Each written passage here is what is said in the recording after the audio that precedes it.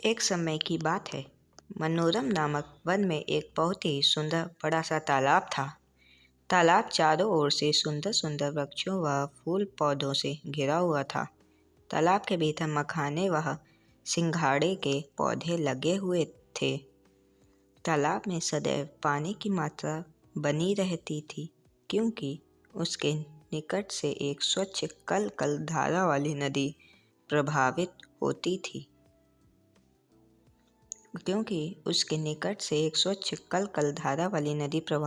थी। एक समय की बात है। दो मछुआरे मनोरम वन में विश्राम कर रहे थे।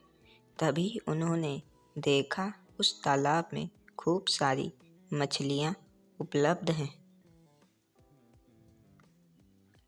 दोनों मछुआरे आश्चर्यचकित होकर विचार विमर्श करते हुए कहते हैं, हमें आज तक इस तालाब का पता क्यों नहीं चला?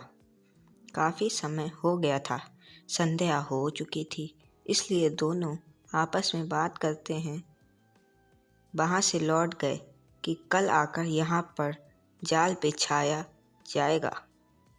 यह बात तालाब में बैठी तीन दोस्त मछलियों सुन ली। उन्होंने आपस में मंत्रणा की कि यह बात पक्की हो गई है कि अगले दिन मछुआरा आकर यहाँ जाल बिछाएगा और हम सभी को पकड़ लेगा। क्यों ना हम लोग तालाब से निकलकर नदी में चलें। उन मछलियों में से एक मछली दोस्त आलसी थी। उसने बात को स्वीकार नहीं किया और कहा कि जब मछुआरे आएंगे तब हम कहीं छुप जाएंगे। अगले दिन जैसे ही मछुआरा आया, एक मछली छलांग लगाकर नदी में भाग गई।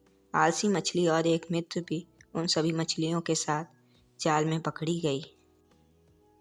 किंतु जैसे ही मछुआरा जाल समेटने के लिए आगे बढ़ा, तो समझदार मछली ने मरे हुए होने का छोटा स्वांग नाटक किया। मछुआरे ने मरा हुआ समझकर उस मछली को निकाल कर फेंक दिया। वह मछली समझदारी का प्रयोग करते हुए उछलकर नदी में भाग गई, किंतु जो आलसी मछली थी वह जाल में पकड़ी रही। मछुआरों ने उसे ले जाकर बाजार में बेच दिया। इस प्रकार उसके प्राण निकल गए। अतः बुद्धि का प्रयोग अवश्य करना चाहिए। बुद्धि का प्रयोग करके ही हम विकट परिस्थितियों में बच सकते हैं। नैतिक शिक्षा। बुद्धि का प्रयोग समय पर करना चाहिए, इससे भविष्य की रचना होती है, अन्यथा मृत्यु।